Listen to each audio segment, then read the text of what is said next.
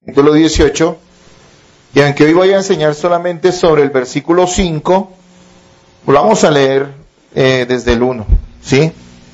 Mateo 18, 1 al 5, pero la enseñanza de hoy se centra en el versículo 5. ¿Lo tienen, hermanos? En aquel tiempo los discípulos vinieron a Jesús diciendo: ¿quién es el mayor en el reino de los cielos? Y llamando Jesús a un niño, lo puso en medio de ellos, y dijo: de cierto os digo, que si no os volvéis y os hacéis como niños, no entraréis en el reino de los cielos.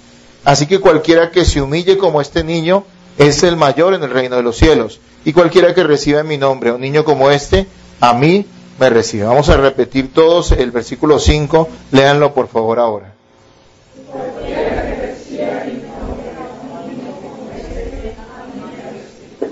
Una vez más, leámoslo.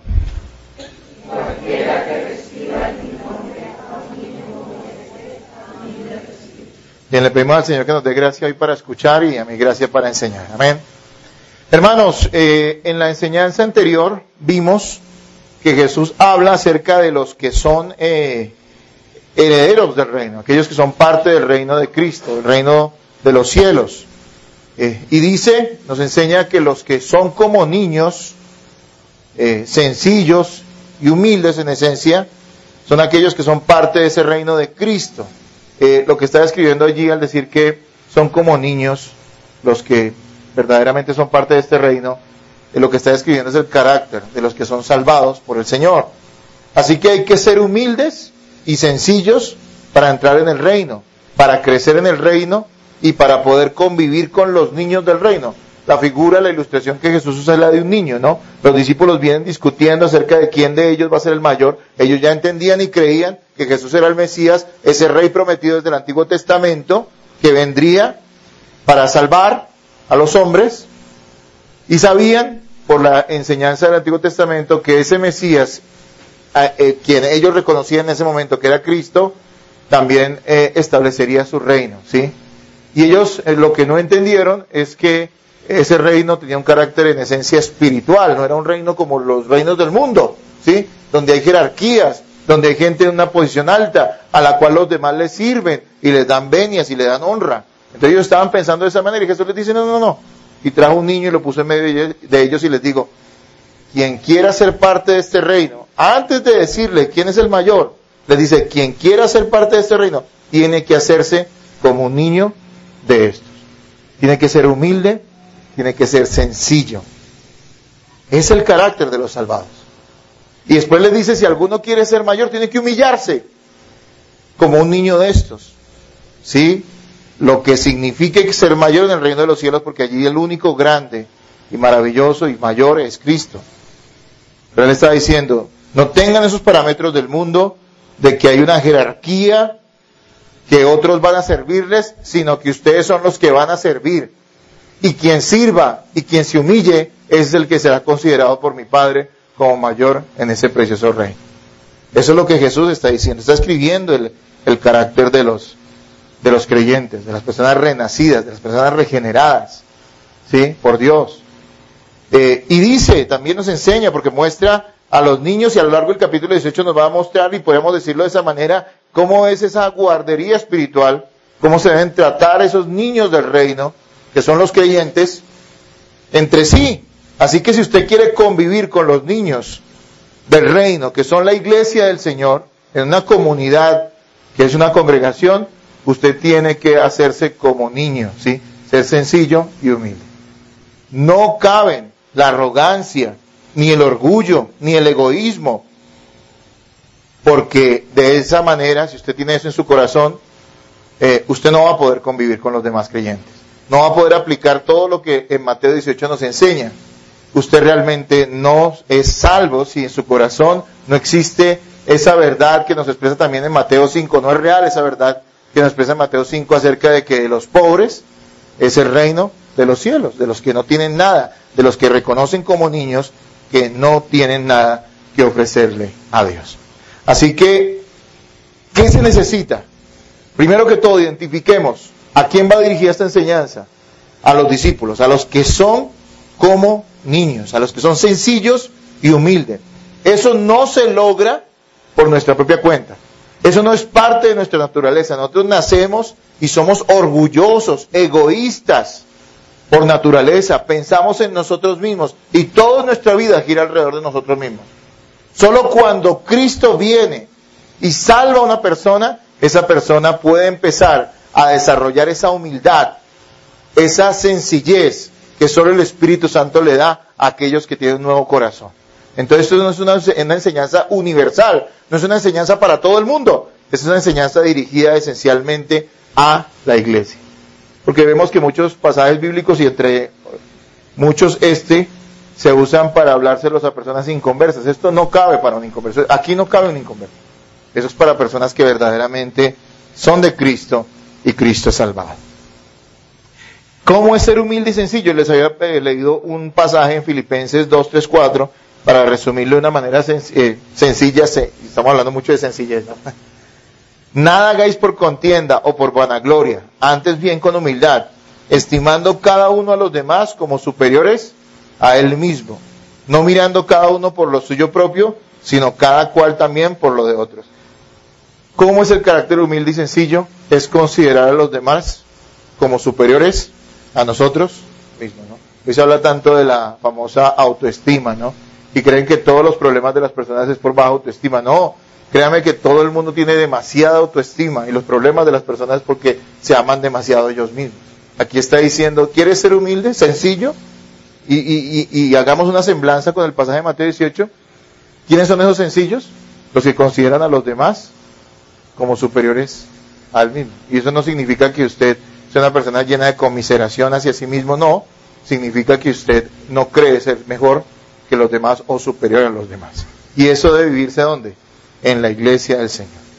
Si usted entiende esto, de que es para los creyentes, de que es para las personas sencillas y humildes, quiero aclarar algo, la sencillez y la humildad están en nuestro corazón, pero todavía a lo largo de toda nuestra existencia como creyentes vamos a tener una lucha con el orgullo.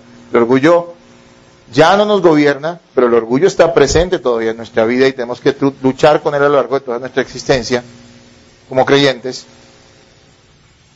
Ya entendiendo usted y reconociéndose como un creyente, como una persona que es como aquella que Jesús describe acá, como un niño, entonces usted puede entender el resto del capítulo, ¿sí? Y puede aplicarlo correctamente. Hermanos, la gran pregunta y el título de la enseñanza de hoy, Mateo 18:5, y lo voy a volver a leer para que lo tengamos presente, y cualquiera que reciba en mi nombre a un niño como este, a mí me recibe la enseñanza. El título de la enseñanza de hoy es Cristo y los suyos son uno solo. Cristo y los suyos son uno solo. Y algo que deberíamos preguntarnos hoy es si estamos dando el valor apropiado a aquellas personas que son salvadas por el Señor y que nosotros llamamos hermanos. Nosotros realmente valoramos, como Dios valora, a sus hijos, a su iglesia, a los hermanos, a aquellos que están a nuestro lado en esta caminar con el Señor en la iglesia. ¿Le damos el valor apropiado? ¿O es posible que tú consideres que ellos son iguales a los demás? Son comunes, o incluso tengas en poca cosa a aquellos que son de Cristo. Deberías tener mucho cuidado, porque a veces incluso he escuchado a personas que parece que valoran mucho más a los incrédulos que a los creyentes. Y no nos confundamos, por supuesto que debemos amar a los incrédulos y debemos hacerles el bien, pero créanme que tenemos una obligación mucho mayor con aquellos que son de Cristo, que son nuestros hermanos en la fe, porque si bien los incrédulos del mundo son criaturas de Dios, son nuestros congéneres en muchos sentidos, los hijos de Dios, la iglesia, son nuestros hermanos y son nuestra familia en la fe. Y eso es una enseñanza que la vemos a lo largo de todo el Nuevo Testamento. Nosotros debemos enfocar nuestro amor en aquellos que son de Cristo y debemos hacerlo con sinceridad. La verdad neotestamentaria nos muestra que el tipo de relación que usted tenga con la iglesia, con los creyentes, es la misma relación que usted tiene con Cristo. ¿Sí? Esa frase que uno escucha de muchas personas de que yo tengo una relación muy hermosa con Dios, pero no soporto a la iglesia, no aguanto a los demás, o tal hermano, tal otro me cae mal, o esta persona definitivamente es alguien que no soporto. no existe, ese concepto no está en la Escritura. En el Nuevo Testamento nos muestra, o el Nuevo Testamento nos muestra que la relación que usted tenga con Cristo es equivalente a la relación que usted tenga con la iglesia. Que no existe una persona que ame a Cristo y odie a la congregación, o sea indiferente a la iglesia de Cristo y diga realmente amar a Dios. No hay tal cosa. Primera de Juan 4:20 al 21 dice, si alguno dice, yo amo a Dios y aborrece a su hermano, es mentiroso. Entendiendo que hermano allí no es cualquier persona, sino está hablando de quién, de creyentes. Vuelvo y lo repito, si alguno dice yo amo a Dios y aborrece a su hermano, es mentiroso. Pues el que no ama a su hermano a quien ha visto, ¿cómo puede amar a Dios a quien no ha visto? Y nosotros tenemos este mandamiento de él. El que ama a Dios, ame también a su hermano. ¿Cuál es el mandamiento que nos pone aquí Juan? El que ama a Dios, ame también a quién? A su hermano. Claro, es fácil decir que amamos a la iglesia y no vamos a ella. Es fácil decir que amamos a la iglesia y no somos fieles en congregarnos. Es fácil decir que vamos a la iglesia pero tenemos contiendas con otros hermanos y no las solucionamos y guardamos rencores y no perdonamos. Es fácil decirlo, ¿sí? Pero nosotros debemos tener mucho cuidado en ver cómo lo estamos verdaderamente practicando y viviendo en la iglesia del Señor. En el versículo 5 entendemos la verdad de que Cristo y los suyos son uno y que es una bendición bendecir a los hijos de Dios. Cristo y su iglesia, los suyos son uno solo ante los ojos del Señor, ¿sí? Y vemos allí también que bendecir a los hijos de Dios es una bendición para nuestras vidas.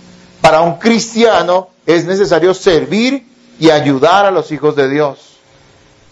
No por lo que ellos nos puedan dar, sino por amor a ¿quién? A Cristo. Escúcheme, mucha gente hace el bien a otros porque sabe que de alguna manera tendrá alguna retribución de parte de esa persona, ¿no es cierto? Algunos le hacen el bien a aquellos que les caen bien, porque esperan obtener su amistad o cierto cariño. Incluso otros esperan de ellos alguna retribución.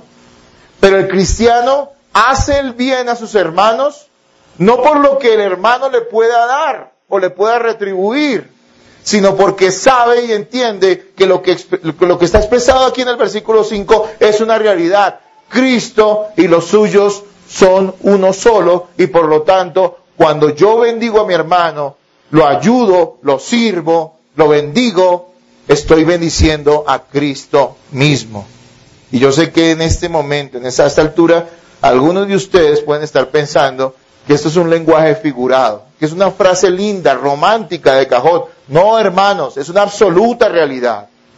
Quien ama a Cristo debe amar a la iglesia. Y escúcheme lo que vamos a ver a lo largo del capítulo 18. No está hablando de hablar a la iglesia en comunidad. Está hablando de amar uno por uno a cada uno de nuestros hermanos. Como en el caso de la oveja perdida que vamos a ver más adelante. 100 ovejas y el pastor es capaz de ir por una y dejar las 99. Asimismo, si tú amas al 99% de tus hermanos en Cristo, pero odias al 1%, tú estás pecando como si odiaras a toda la iglesia del Señor. Miren lo delicado que es esto. Es imposible separar a Cristo de aquellos que son suyos. Su valor no lo dan ellos mismos, sus virtudes, sino el sacrificio que fue hecho por ellos. Imagínense a alguien que Dios escoge desde la eternidad y es capaz de despojarse temporalmente de alguna parte de su gloria y hacerse y humillarse y hacerse como un hombre y morir cruentamente en manos de miserables pecadores por esa persona. ¿Cuánto valor tiene ese Hijo de Dios? Porque ciertamente Cristo murió por todos los escogidos, pero también hay que entender que Cristo murió por cada uno de esos que creerían en Él en particular. No podemos ver la iglesia como una masa de personas. Tenemos que ver a la iglesia como un conjunto, una comunidad de personas individuales. Cada una es un hijo de Dios. Y entonces, el valor que tiene tu hermano no lo da el hecho de que tenga algún talento que pueda ser útil en la iglesia. El valor de un hermano, un hijo de Dios, no lo da el hecho de que tenga dinero y pueda aportar más que los demás en la congregación. El valor de un hijo de Dios no lo da el hecho de que sea una persona simpática o carismática y los demás lo tengan en alta estima porque los hace reír o porque es agradable compartir con esa persona un tiempo. No, el valor de un hijo de Dios lo da el hecho de que es eso, un hijo de Dios. Alguien que Cristo amó y decidió amar desde antes de la fundación del mundo y entregó su vida por él. Hermanos, tengamos esto claro. Yo sé que la palabra cristiano se ha desvirtuado debido al mal uso que se le ha dado. Y cuando pensamos en que tenemos que enfocar este tipo de amor en personas que se dicen ser cristianas pero que no lo son, pues yo sé que nos cuesta. Vuelvo y le repito, hay que amar a todos los hombres, pero hay un amor especial por aquellos que son hijos de Dios, que son cristianos, que son nuestros hermanos en el Señor. Y es difícil, porque muchos han tenido experiencias muy malas con personas que se dicen ser cristianas, a las cuales han tratado de brindarles su amor y su apoyo, pero solo han recibido cosas terribles, engaños y ofensas de parte de estas personas que al fin y al cabo no son cristianas. Bueno, el problema en el caso de nosotros ya ha sido resuelto, porque en los primeros 4 versículos Cristo nos enseñó quiénes son esos hijos de Dios en los cuales debemos enfocar ese amor. ¿Quiénes son? Los que son como niños, humildes y sencillos. Esas personas son consideradas por el Señor como parte de su reino, y entre más humildes y sencillas sean, más grandes serán en ese reino de Cristo. Así que los de Cristo son uno con Él, y es una bendición bendecir a los hijos de Dios. Como que lo que yo quiero hoy decirles a ustedes a través de esta enseñanza, por lo que entienden en el pasaje, en el versículo que acabamos de leer, es que Jesús dice, el que recibe a un niño como estos, ¿no? Lo recibe a Él, porque lo recibe en su nombre. Es que nosotros como iglesia tenemos un compromiso grande en hacerle el bien a los demás hijos de Dios. Nosotros no solamente podemos limitarnos a venir y asistir y de pronto tener un buen concepto de nuestra propia congregación, sino que nosotros tenemos que ser activos en hacer el bien a los demás, en hacer el bien a los demás hijos de Dios, en hacer el bien a toda la iglesia de Cristo, en todo lugar, pero especialmente hacer el bien a aquellos con los cuales compartimos este caminar en nuestra congregación. Hermanos, es un mandato de Dios que recibamos a los que son hijos de Dios, a que les hagamos el bien, a que nosotros no simplemente nos quedemos indiferentes frente a las situaciones, circunstancias o dificultades que pueda tener un hijo de Dios en la iglesia, sino que nosotros nos movamos, porque entendemos que nosotros como creyentes tenemos el mismo espíritu que esos hermanos y que el dolor o la necesidad que él pueda tener o ella pueda tener es nuestra propia necesidad, es nuestro propio dolor. Y nosotros tenemos que movernos como hijos de Dios a bendecir a aquellos que han sido bendecidos por Dios. Y yo quiero, dentro de la enseñanza de este versículo 5, de la tema, de la idea de este versículo 5, hablar de 2 pasajes bíblicos, también en Mateo, que nos enseñan, nos muestran cómo es ese tipo de bien que debemos hacer a los hijos de Dios. Cuál es el trato que les debemos brindar. Y el primero de ellos lo vamos a ver en Mateo 25, el segundo en Mateo 10. Yo quiero que vayamos a Mateo 25, 34 al 40. Vamos a leer Mateo 25 y vamos a leer del 34 al 40. ¿Lo tienen, hermanos? Es más adelantico, y del 18.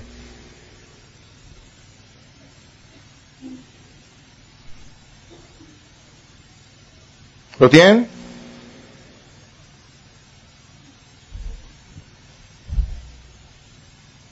Dice la palabra: entonces el rey dirá a los de su derecha: venid, benditos de mi Padre, heredad del reino preparado para vosotros desde la fundación del mundo.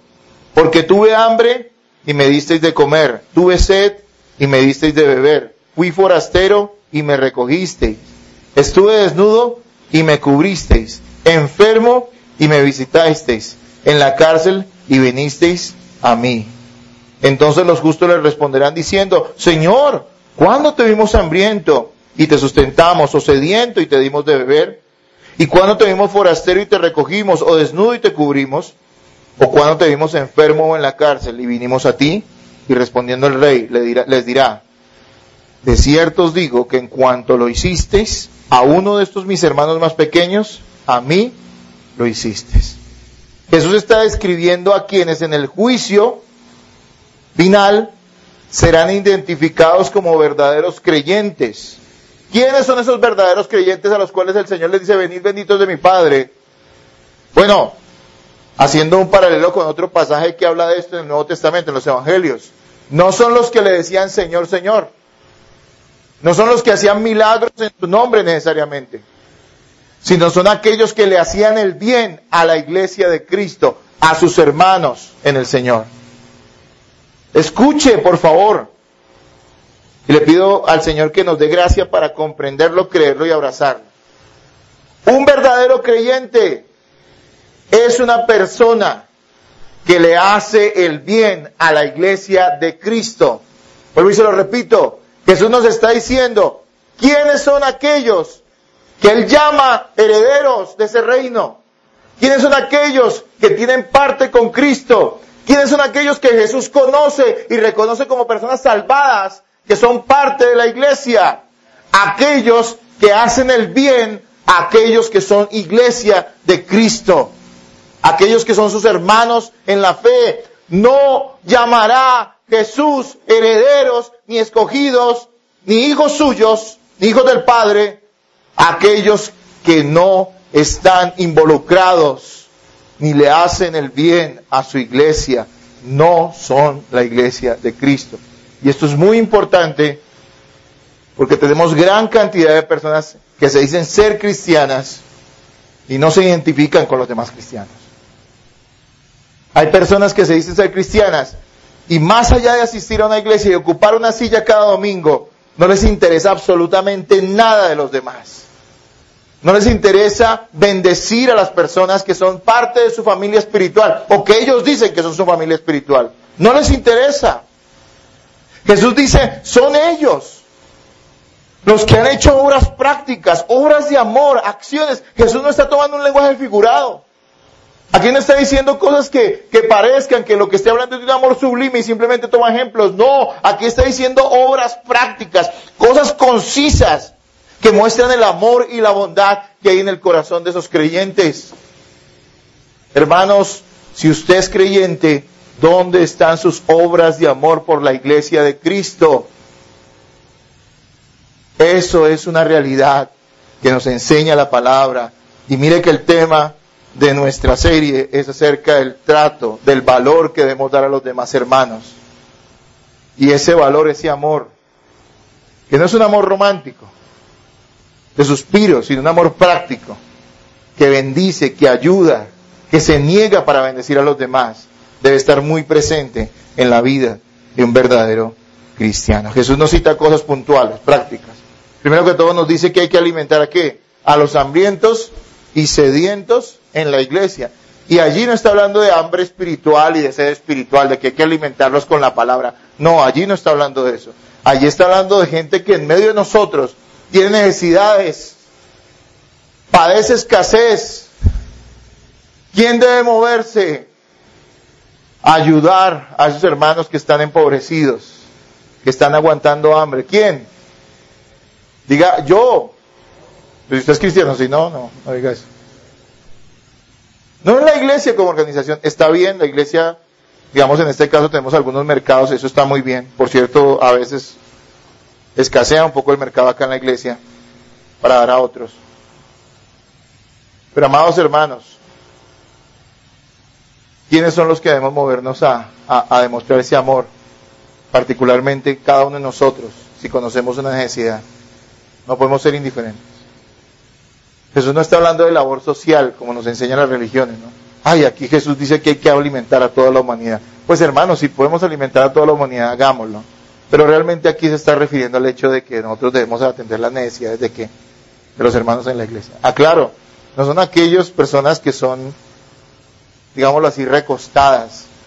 Pablo aclara en otra epístola y dice, el que no trabaje, que no coma. No está hablando de aquel que no puede trabajar, sino aquel que no quiere trabajar. A esas personas no hay que ayudarlas. Pero en la iglesia vemos necesidades ciertas. Y Jesús dice que los que son hijos suyos, los herederos del reino, son aquellos que alimentan al hambriento y al sediento. No es una obra. No es que por eso usted gane la salvación, por favor, no. Está diciendo que eso es algo natural en los hijos de Dios. No puedes tú estar saciado y ver a tu hermano en necesidad y estar tranquilo si tú eres un hijo de Dios. Hermanos, también dice que hay que alojar a quienes están desprotegidos. Dice que hay que ser hospedadores. Dice, me viste forastero y ¿qué? Me recogiste. Y la casa de un creyente debe estar abierta para aquellos que son, ¿quién? Hijos de Dios. Esto cuesta mucho hoy, ¿no? Pero en una ciudad como Bogotá, donde nos dicen que tenemos que tener trancas, 10 trancas y 8 cadenas, ¿no es cierto? Tampoco te estoy diciendo que recibas a cualquier persona que dice que es cristiana. Por supuesto que no. Pero va básicamente en esencia a aquellos que, reconociéndolos como verdaderos cristianos, están pasando por un momento de desprotección en algún sentido y que nosotros les podamos brindar ese abrigo. Debemos hacerlo. Eso es hacer el bien, eso es recibir a Cristo. Eso es bendecir a Cristo al hacerlo a través de nuestros hermanos. Ve pensando si eso es una realidad en tu vida.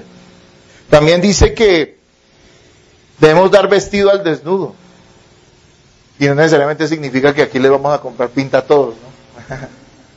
Pero sí está refiriéndose a que hay personas que están, esa desnudez se refiere a personas que están en necesidades extremas, ¿no? A personas que están empobrecidas en medio de la congregación.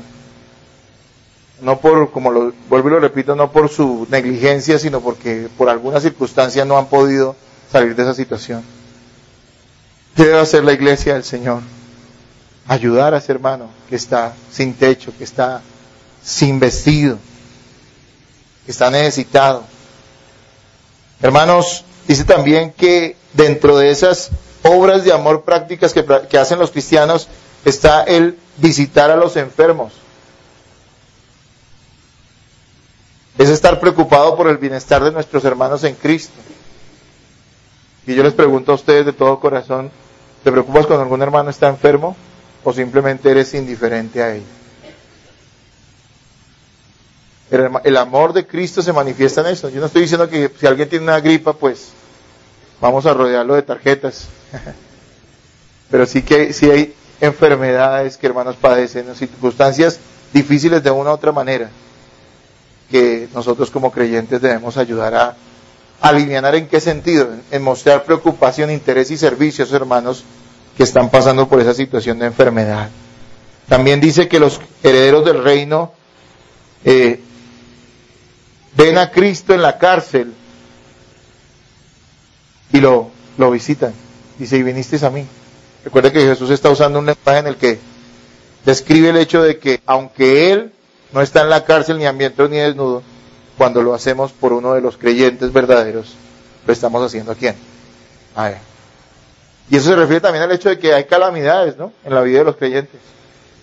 Un creyente no es una persona que anda sobre las nubes y no tiene ningún problema en la vida. Queremos evitar problemas y ojalá no tengamos grandes calamidades en nuestra existencia. Yo le pido al Señor que sea así para todos nosotros. Pero las calamidades pueden venir como alguien que termine en la cárcel. Antes de juzgarle, deberíamos estar dispuestos a ayudarle. Recuerde que una persona cristiana, un verdadero cristiano, por más grave pecado que llegue a cometer, si se arrepiente, la iglesia debe ayudarlo a salir y mostrarle mucho amor y mucha misericordia. Entonces, el tema de hoy, en la que Cristo nos muestra que Él y su iglesia son uno, que Él y cada uno de los hermanos, de los verdaderos cristianos son uno, y que todo el bien que le hagamos a una persona verdaderamente cristiana se lo estamos haciendo ¿a quién? A Cristo. Nos lo muestra en Mateo 25 como no solamente una palabra, una cosa de lengua, de labios, sino como una acción que muestra amor. Qué lindo es hablar de amor, ¿no? Yo les decía a ustedes que hace muchos años, en la iglesia donde comencé, teníamos sesiones de alabanza y adoración, y habían tiempos donde nos agarramos todos de la mano, y cantábamos Somos una familia en la Dios, y nos amamos, y todo el mundo lloraba, y se terminaban abrazando, y cómo te quiero. Pero hermano, eso no demuestra necesariamente que haya amor entre los cristianos. Aquí Jesús nos está diciendo cómo demostramos ese amor. Hermano, con una palabra de ánimo, mostrar preocupación cuando un hermano está en calamidad o en enfermedad, haciendo algo práctico, una ayuda práctica cuando un hermano esté empobrecido o esté necesitado. Hermano, algunos lo miramos en la iglesia como si fuera una virtud. Uy, yo sí soy de los que ayuda. Pues es que todos deben ser así, ¿no es cierto? Es como cuando en una iglesia dicen, uy, ese hermano es de oración. Pues es que todos los hermanos deben ser de oración. ¿Qué hacemos? ¿Lo ponemos en una vitrina y lo ponemos a mirarlo? No, todos debemos ser así. Y todos los creyentes deben practicar esto. Y escuche, no le estoy diciendo que usted tenga que hacerlo para ser un mejor cristiano. Jesús está diciendo, los que son cristianos hacen estas cosas.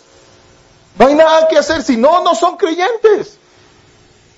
Si no, Él no los reconocerá como parte de su reino. Hermanos, miremos cómo hacen los hijos de Dios esto, porque es cierto, hacen obras. Pero si usted lee allí más adelantico, versículo 37 al 39, léalo usted. ¿Qué dice?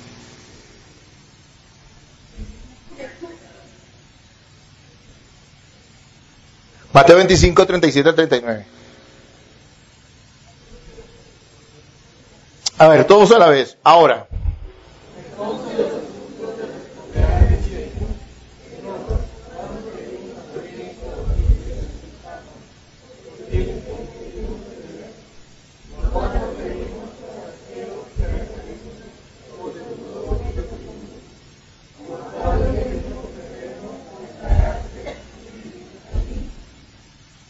Amén. ¿Notan el espíritu y el corazón con que ellos lo hacen?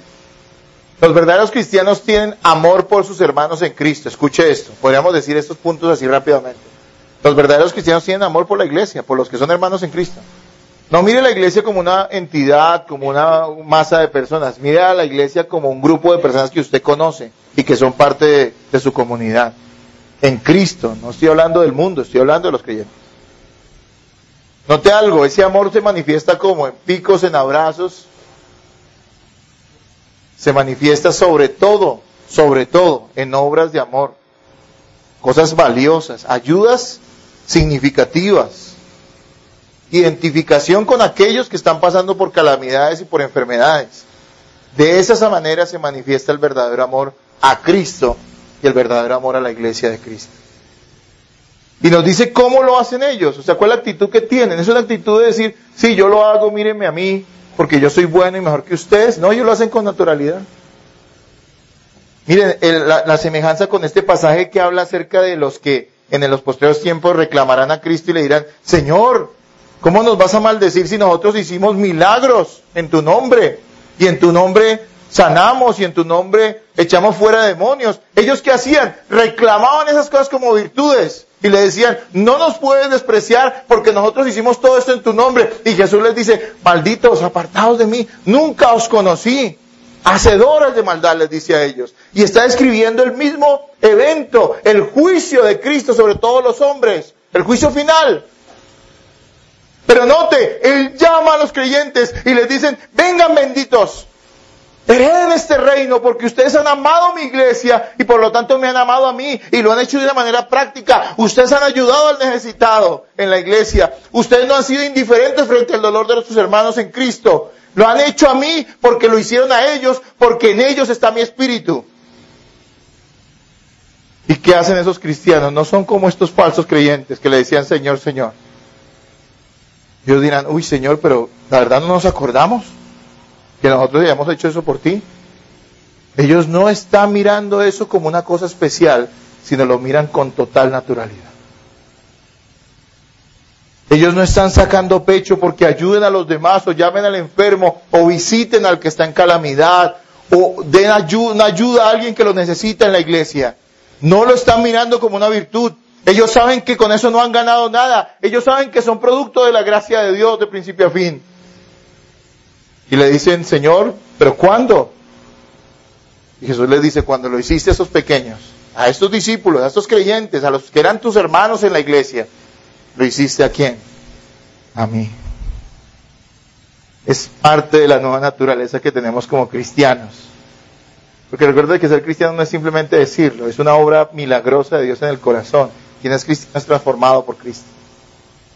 Es parte de esa naturaleza el hecho de que seamos generosos y amorosos con aquellos que son la iglesia de Cristo.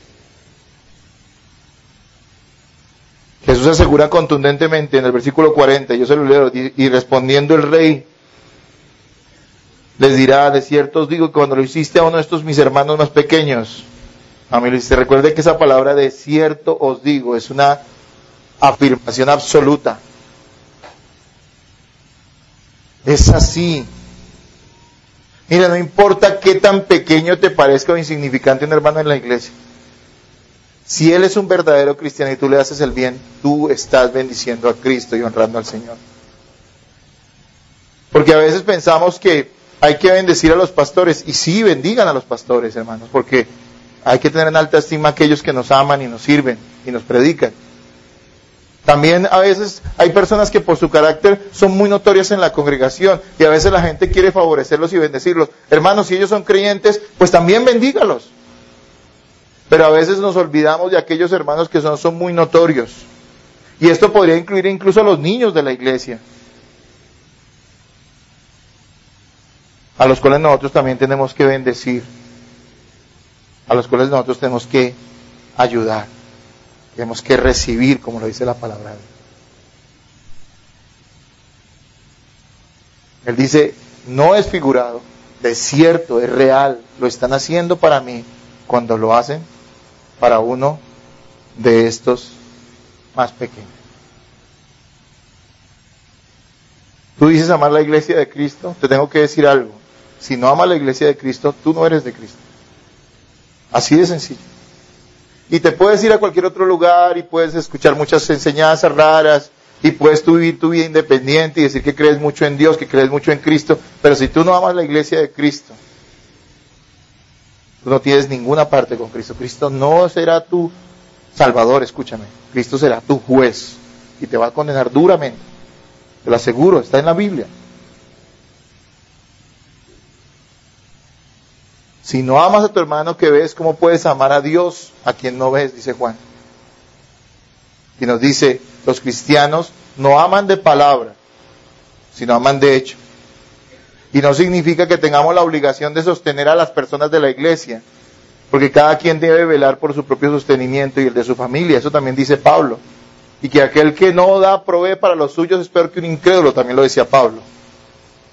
Pero sí significa que hay circunstancias en la iglesia, en medio de la iglesia, nuestros hermanos, donde en muchas ocasiones con los únicos que podrán contar serán con nosotros mismos.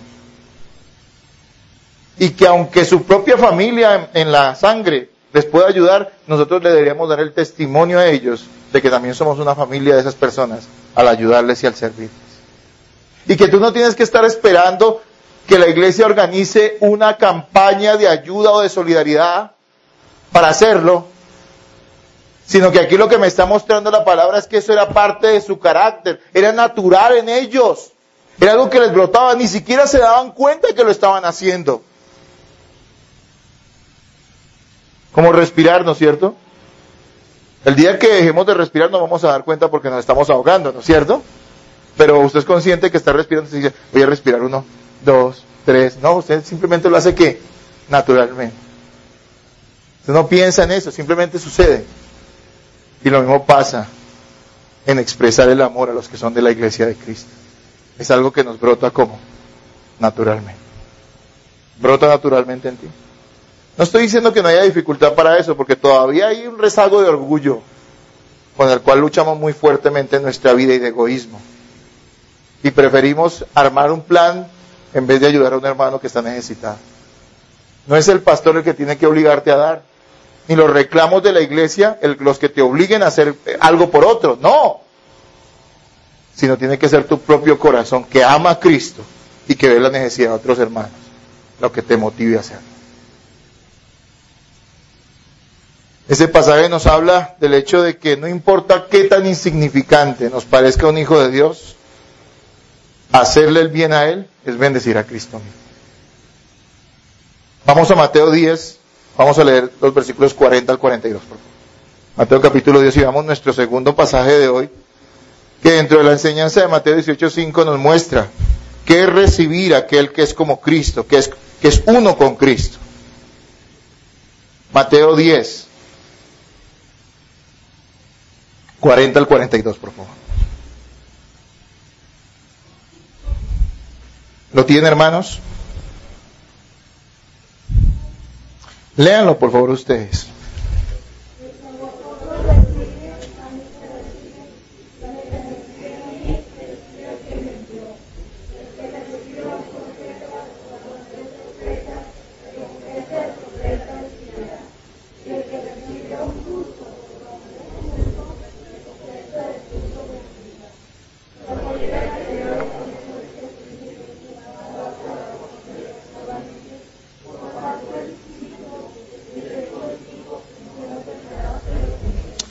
El que a vosotros recibe, a mí me recibe. ¿Les suena familiar? Es lo mismo que nos ha venido diciendo en Mateo 18:5 y nos lo dijo nuevamente en Mateo 25. Y hay otros pasajes que hablan de lo mismo. Cristo y su iglesia son ¿qué? Uno. La iglesia no es una institución, la iglesia son las personas que le pertenecen a Cristo porque han sido salvadas por Él. Son los creyentes que se reúnen ¿dónde? En congregaciones, que quieren seguirlo de corazón. Ellos se deben un amor que no solamente es una cuestión de labios, sino se deben un amor que es práctico. Siempre tú tendrás algo que ofrecer y dar a los hermanos. No necesariamente a veces dinero. Servicio, apoyo, una palabra de aliento, un abrazo. Estar allí dispuesto para hacer lo que otros no harían tal vez por esa persona. Tantas cosas que podemos hacer por los que son hijos de Dios para demostrar que amamos a quién, a Cristo, y amamos a los que son de Él. Pero aquí nos dice algo también maravilloso, ¿saben? Y es que Dios recompensará a quienes bendigan a su iglesia, a su servidor. No solo que es natural dentro del entendimiento del nuevo nacimiento, de ser regenerado, tener una nueva vida que Cristo les ha dado, un nuevo corazón. Es natural que una persona haga el bien a los que son su familia espiritual, sino que también el Señor dice que recompensará a aquellos que siendo hijos suyos bendigan a los que son su iglesia. En Mateo 10 Jesús está hablando a sus discípulos y después de haberlos escogido y de hablarles de la misión tan grande que ellos tendrían y de las persecuciones que tendrían que padecer, el Señor les habla de lo difícil que va a ser servirle y de la misión que ellos tienen. Al final del capítulo 10 lo que les está diciendo es, ok, va a ser difícil, pero recuerden que cualquiera que los bendiga a ustedes me está bendiciendo a mí y tendrá recompensa. Sí, el mundo los va a odiar, porque el mundo es del diablo. Ustedes son míos y el mundo por eso los aborrece. No esperen del mundo bendiciones, pero recuerde que siempre habrá personas que los van a bendecir a ustedes como creyentes y esas personas no se quedarán sin su recompensa de parte mía. Y entonces allí seguimos ampliando nuestra idea y nuestra concepción acerca de lo importante que es bendecir a los que son hijos de Dios. Versículo 40, el que a vosotros recibe, a mí me recibe, y el que me recibe a mí, recibe al que me envió. Quien hospeda, quien recibe, podría traducirse ahí la palabra por hospedar. Eso quiere decir acoger, atender, hacer el bien. A un discípulo, que es una persona que viene en el nombre de ¿quién? De Cristo, está recibiendo a Cristo. Y no solamente dice que lo recibe a él, sino al que lo envió. ¿Quién envió a Cristo a cumplir? A Dios, completamente, plenamente. También podríamos entender que quien rechaza a una persona que sirve a Dios, que es un hijo de Dios, que decide hacerle no el bien sino el mal, o ser indiferente, lo que está haciendo es rechazar a quién. Por simple deducción, ¿qué podemos decir? ¿Está rechazando a quién? A Cristo y a Dios. Aquí la idea es la de un embajador. Los embajadores son enviados a los países y representan ¿a quién? A sus gobernantes, a sus reyes en la antigüedad. Y la peor grosería que un gobernante podía hacer con un rey extranjero era que rechazar a sus embajadores, a sus enviados. Y allí la palabra de Dios nos está recordando que los que vienen en el nombre del Señor vienen respaldados por ¿quién? Por Cristo. Así que debemos ser hospedadores de aquellos que le sirven al Señor. En el versículo 41 nos dice, el que recibe a un profeta, por cuanto es profeta, recompensa de profeta recibirá. Y el que recibe a un justo, por cuanto es justo, recompensa de justo recibirá. ¿Qué tan importante es que reciban las personas? O sea, bendigan, hagan el bien, atiendan a aquellos que son hijos de Dios. ¿Qué tan importante es? Aquí Jesús usa una expresión que podían entender los judíos de su época, porque ellos pensaban que la recompensa más grande que sería dada a algún hombre sobre la tierra de parte de Dios es la que Dios le daba a los profetas. Aquí Jesús no está afirmando que hayan profetas hoy en día. Lo que está diciendo es que en la mentalidad judía, y eso lo que él pretendía era mostrarle la grandeza de la recompensa, de la importancia que tenía el recibir a un hijo de Dios, quien quiera que usted sea, y especialmente a sus servidores, es tan grande como la que recibiría un profeta. Los profetas eran las personas más reconocidas, especiales, las personas más respetadas, no en el momento, porque en el momento hasta los mataban, pero después con el tiempo hasta los judíos recordaban lo que habían dicho esos profetas en el nombre de Dios y los respetaban. Y creían que esos profetas recibían la mayor recompensa sobre la tierra que cualquier otro hombre pueda recibir de parte de Dios. Por eso Jesús usa esta expresión. Y dice, el que recibe a un profeta, recibirá la recompensa de un profeta, y el que recibe un justo, o sea, una persona que se porta bien, aquí lo que está refiriendo, y entendemos que los justos son aquellos que han sido justificados por Dios, pero aquí lo que está diciendo es a los que la gente considera justos. La gente incluso del mundo sabe que a las personas que se portan bien hay que hacerles el bien, que no es bueno hacerle mal a alguien que es bueno, digámoslo, ante los ojos del mundo. Y dice, aún recibirá esa recompensa de justo por recibir un justo.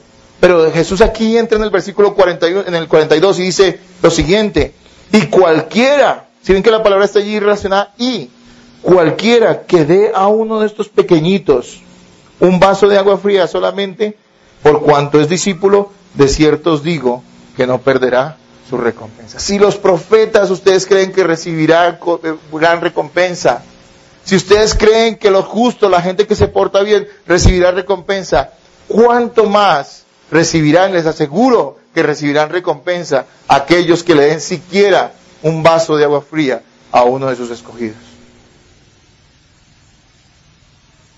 ¿Lo comprendemos? Hermanos, nosotros debemos bendecir a los que son hijos de Dios y a los que son familia de Dios, porque es parte de nuestra naturaleza espiritual.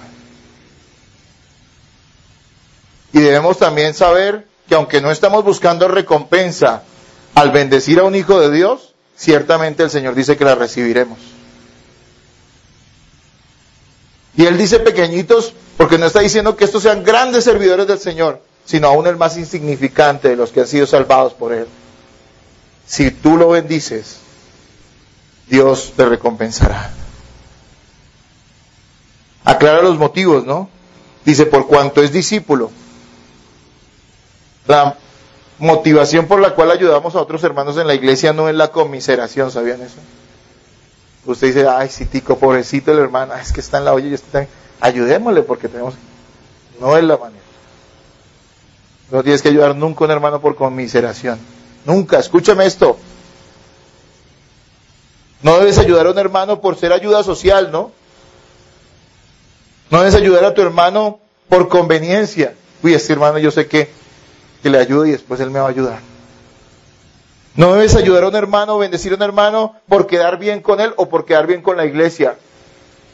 Y es el gran peligro cuando a veces, y por eso les digo y los animo, claro, la iglesia, y en eso tenemos que ser muy conscientes de que es importante, nos organicemos para ayudar a los demás, eso es bueno, y lo vamos a seguir haciendo y lo vamos a hacer mejor. Pero no es por una organización, no es por algo que hagamos, un evento que hagamos, que debemos ayudar a los demás. Se corre el riesgo cuando a veces pedimos ayudas que alguno lo esté dando con un corazón interesado o por quedar bien con los otros. Y allí esa persona perderá su recompensa de parte de Dios.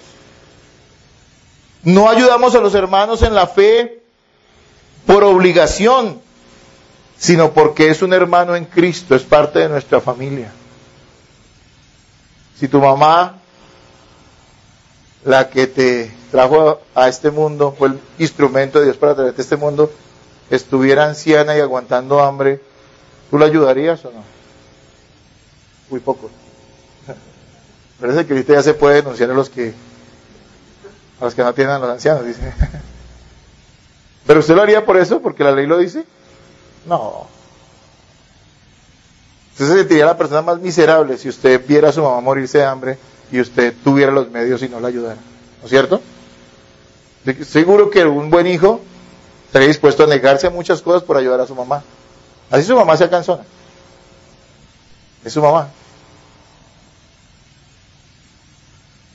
Pero yo les quiero decir algo. Ese mismo sentimiento y corazón debe estar en nosotros como hijos de Dios. Nos dice, no es a todo el mundo. Sí, si le puede hacer el bien a todo el mundo, hazlo, está bien. Pero especialmente a aquellos que son de Cristo y que tú identificas como niños de Dios, que están en la misma guardería, los están cuidando, hasta cuando venga el reino, en su plenitud. Hermanos, ¿cómo es esa recompensa? Algunos se preguntarán, ¿no?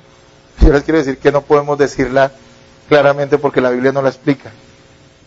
No es lo importante que nos den de recompensa, sino la recompensa misma. Puede ser buen siervo y fiel. En lo poco fuiste fiel, en lo mucho te pongo. Ni siquiera sabemos qué es lo mucho. Pero sabemos que habrá una recompensa. Y que el Señor vuelve a decir, de cierto os digo. O sea, les aseguro que si aún un vaso de agua fría le dan a un creyente, yo lo recompensaré. No sé si parte de esa recompensa sea en esta vida, tal vez. No sé si esa recompensa sea solo para la eternidad, no lo sé, pero que habrá recompensa, habrá. Y sin embargo, no somos movidos por las recompensas. No, como me decían a mí antiguamente cuando yo era un muchacho, salgamos a evangelizar porque vamos a ganarnos coronas, cada vez que ganemos un alma para Cristo. Y yo decía, esa corona ya va, pero ya. No, es una mentalidad tonta.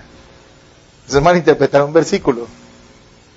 No estás ayudando a los hermanos por la recompensa. Uy, yo ya tengo una recompensota. No. Somos como esos de Mateo 25, Señor, pero ¿cómo nos dices que te ayudamos? Si lo que hicimos no fue nada. Sí, fuimos hasta la cárcel, hicimos cola. Lo visitamos, le llevamos hasta de lo que no teníamos. Pero eso no es nada, Señor, por favor. Ese es el corazón de ¿quién? De los creyentes.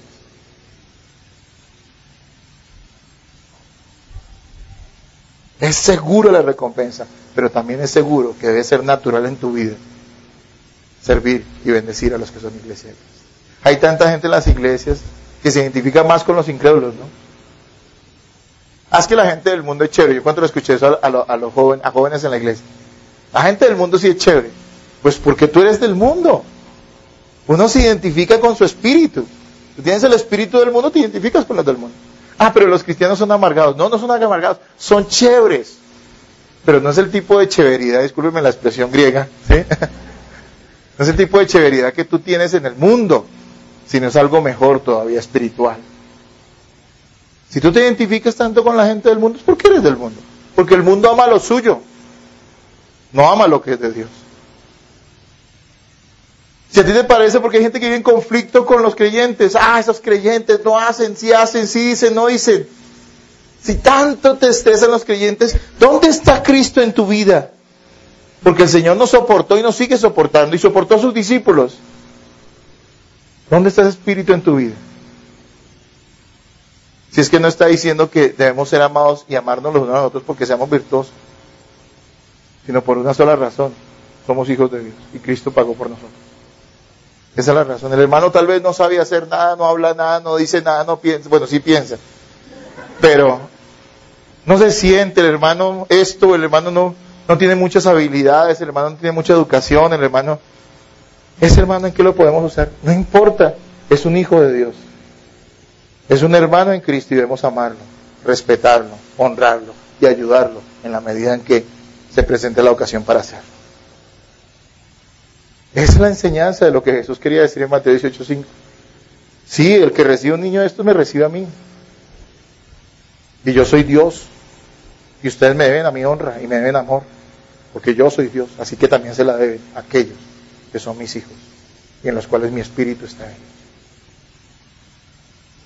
Damos algunas enseñanzas prácticas de este pasaje, rápidamente, para terminar. Yo les pregunto hoy a ustedes, ¿cuál es la actitud suya, personalmente, a ti te pregunto, ¿cuál es tu actitud hacia los demás hijos de Dios? ¿Existe un amor práctico motivado por tu amor a Cristo? Hay gente que a veces se preocupa, no, yo no creo que yo no amo a la iglesia, es que yo veo a los hermanos y no me da suspiros. Ay, es que hay hermanos que son difíciles y yo no sé, no me derrito por ellos. No te preocupes, eso no tiene nada que ver. Amar es decidirse a hacer el bien a aquellos a quienes amamos, a quienes reconocemos como personas a quienes nosotros deseamos o queremos amar.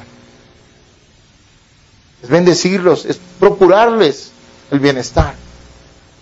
No importa tanto qué sientas o no sientas. Hermanos, ¿cuál es tu actitud? Piénsala. ¿Tú eres indiferente? ¿Tú eres frío? ¿No te importa qué estén pasando los demás? ¿Qué pasa? ¿Dónde está Cristo en tu vida? Te deberías preocupar. Y hoy deberías arrepentirte y pedirle a Cristo, clamar a Cristo que te dé ese corazón tierno y ese corazón sensible a las necesidades de los demás en la iglesia del Señor. Porque Él solo te lo puede dar, tú no lo vas a poder hacer, es Él quien te lo puede dar.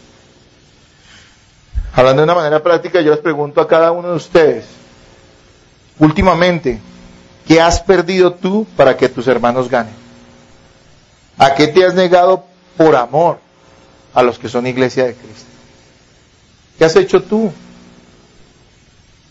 ¿Te has limitado simplemente a venir y escuchar una enseñanza y no la pones en práctica? ¿Qué pasa? Corre a Cristo. Arrepiéntete. ¿Dónde está ese amor práctico? Miren, definir el amor es muy difícil. Saben que la definición de amor es muy difícil y sobre todo el amor de Dios. Pero yo sí sé una cosa, y es que el amor en cualquier nivel sí tiene un componente, se llama sacrificio. Quien ama se niega para bendecir a otro. Eso hace uno cuando se casa, cuando ama a una persona. Eso hace uno con sus hijos, y eso hace uno con Dios y Dios con uno. Algo entregó. ¿Él dio quién? A su hijo. La Biblia dice que la prueba más grande del amor de Dios hacia nosotros no es que nos dé casa, carro y beca, que por cierto posiblemente no nos dé a todos eso, sino que entregó a quién? A su hijo. ¿Dónde está tu amor sacrificial hacia los demás? ¿Has invertido tiempo en otros hermanos en Cristo para escucharlos, para atenderlos, para compartir con ellos? ¿Has invertido tiempo? ¿O estás tan ocupado en tus propios asuntos que no te interesa lo que pase con los demás? O que siquiera te conozcan, o ellos te conozcan a ti, o tú los conozcas a ellos.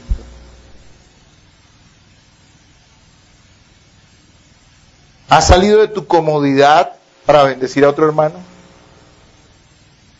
Hermanos, esto es práctico. Jesús lo dice, Mateo 25. Visita, atiende, da. Escúchalos. Identifícate con su dolor. ¿Lo has hecho tú? Me preocupa la indiferencia y frialdad de algunos en la iglesia. Me preocupa bastante. Hay algunos que lo justifican. No, es que yo soy así. A mí no me interesan los demás porque yo soy así. No. Recuerden algo que les enseñé como iglesia. Les dije, todos podemos tener nuestra forma de ser y nadie le estoy diciendo que sea como otro. No, yo entiendo eso. Pero hermano, si usted dice, yo soy así, así nací, así me muero, usted no es cristiano. Porque sabe qué es lo que va a hacer Dios en su vida, va a irlo transformando. Y si no lo transforma, usted no tiene nada que ver con Cristo. ¿Y qué es lo que transforma el Señor en su vida? El carácter.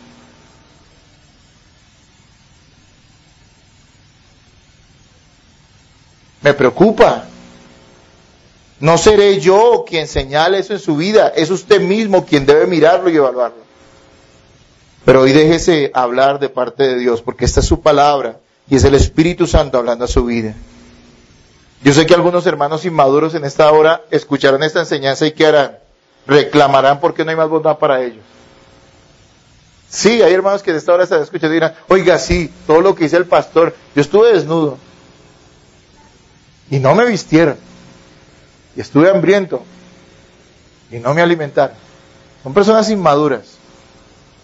Muy triste la condición de esas personas. Tal vez llevan años en la iglesia y no han madurado. Porque uno cuando es maduro en Cristo no está pensando en lo que me dan, sino en si yo lo estoy haciendo. La persona que es sensata hoy y escucha esa enseñanza no estará preguntándose, oiga, sí, es que eso, porque a uno no lo ayudan y uno necesita. No. El que esté pensando así no entendió nada de lo que acabamos de enseñar.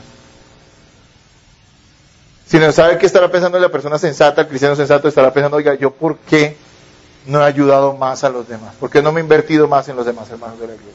Eso es lo que estará pensando el cristiano sensato. No quiero decir ni siquiera maduro, sensato. En esta hora. Piénsenlo en su vida, por favor. No esté demandando de los demás. Dese. Si los demás no lo hacen, usted hágalo. ¿Me hago entender, hermanos amados? ¿Sí o no? Hermano, ¿usted quiere bendecir a Cristo? Hoy tanto se habla de eso, ¿no? Yo quiero bendecir a Cristo, yo quiero alabar a Cristo, yo quiero adorar a Cristo. Señor, hazme un adorador, quiero ser sensible ante ti, Señor. ¿Has escuchado eso? Yo quiero ser muy sensible, Señor. Y piensan que eso es una cosa como mística y, ¿quieres alabar y adorar al Señor? Empieza a hacerle el bien a tus hermanos en Cristo. Ahí lo vas a estar honrando, ahí lo vas a estar bendiciendo, ahí lo vas a estar alabando. Sí, no toda la adoración corresponde a eso, pero gran parte de la adoración tiene que ver con el hecho de que tú bendigas a los que son la iglesia del Señor. No te preocupes por sentir nada. Oye, no siento al Señor. No lo sientas. Ve y da a otros. Y verás que la mano de Cristo se está manifestando a través de tu vida. Usted no le da gozo cuando usted puede bendecir a otro hermano y él puede reconocer en lo que usted ha hecho la mano de Dios a través de su vida.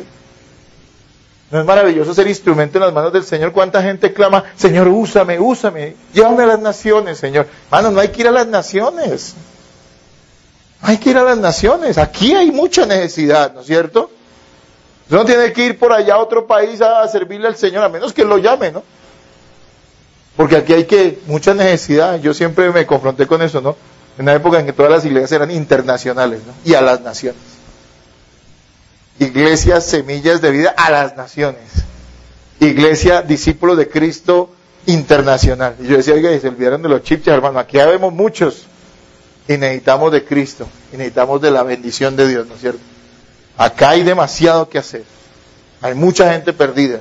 Y hay muchos hijos de Dios que necesitan ser pastoreados y servidos. Hermanos, yo solo puedo decir y exclamar cuán amor tan grande, qué amor tan grande tiene Cristo por nosotros. Somos sus enemigos, éramos sus enemigos.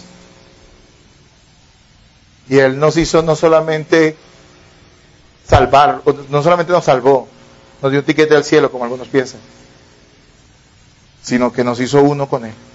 Al punto de que le está diciendo, quien se mete con un hijo mío, con un hijo de Dios, se mete conmigo. Y quien bendice a un hijo mío, me está bendiciendo a mí, dice el Señor Jesús. No hay relación más estrecha. No hay relación más estrecha. ¿Y lo hizo con quiénes? Con usted y yo, que éramos enemigos de Dios. Qué amor tan grande el de Cristo. Finalizo diciéndole, hermano, solo hágalo. No espere nada, no espere que organicemos una brigada de esto, de aquello. No espere que otro le diga, oiga, hermano, venga, este hermano está en necesidad, hágale. No espere decirle, oiga, no, pero venga, yo le voy a decir a otros. No, hágalo usted. Hágalo, solo hágalo. Ya hay gracia. Si usted entendió esto, ya tiene la gracia de Dios. Hágalo, muévase, bendiga, ayude, comparta con los demás hermanos en Cristo. Muestre ese amor, porque usted cuando muestre ese amor a un hermano, lo está manifestando ¿a quién? A Cristo Jesús. ¿Cómo deben ser las relaciones de los hermanos entre la iglesia? Amorosas y prácticas. No solo suspiros y cancioncitas lindas cogidos de las manos y llorando. Sino es, hermano, tú tienes una familia y no te vamos a abandonar. Te vamos a acompañar. Vamos a estar contigo. Porque nuestra relación con los de la iglesia, ¿por cuánto tiempo es? La relación del marido y la mujer, ¿por cuánto tiempo es? Algunos dicen, uff, menos mal, ¿no? Yo digo, lástima. Pero la relación con los hermanos en la iglesia, ¿qué es? Gracias a Dios por los que son esposos cristianos, ¿no? Porque uno va a compartir la vida con ellos y también va a compartir la eternidad con ellos. Pero ya no en calidad de esposo ni de esposa, sino de hermanos ¿en quién? En Cristo. Pero qué triste que habrá algunos que están casados con inconversos y compartirán la vida con ellos, pero la eternidad no la van a compartir con ellos, sino ¿con quién? Qué importante es hacerle el bien a los que son hijos de Dios. Hermano, solo hágalo y honre a Cristo con su bondad. Cuide sus expresiones, su trato hacia los demás hijos de Dios. Cuide su boca. De eso vamos a hablar la otra semana, tranquilos. Diga, pero el hermano no dijo acerca de hacerle el mal. No, es que la otra semana nos va a dar cátedra el Señor. Va a decir, si hacen el mal a uno de mis hijos, si le hacen el bien, ustedes demostrarán que son hijos míos y serán recompensados. Pero si le hacen el mal, ¿sabe qué? Cojan una piedra de molino que era una vaina así que solo la movía un burro. Vayan al centro del mar y tírense, porque les es mejor eso, a que usted le hagan daño a uno de los que son hijos míos. Eso lo vamos a ver la próxima semana. Y si vas a hacerle daño a uno de los que son hijos míos, es mejor que te cortes un brazo. O que te quedes, no ciego, se dice que tuerto. Antes de que le hagas daño a uno de los que son míos. Pero hoy nos quedamos en la parte positiva. Hagamos el bien a nuestros hermanos. Pero que se vea. No espere, ay, que hágame el bien. No. Haz el bien. Amén. Oremos.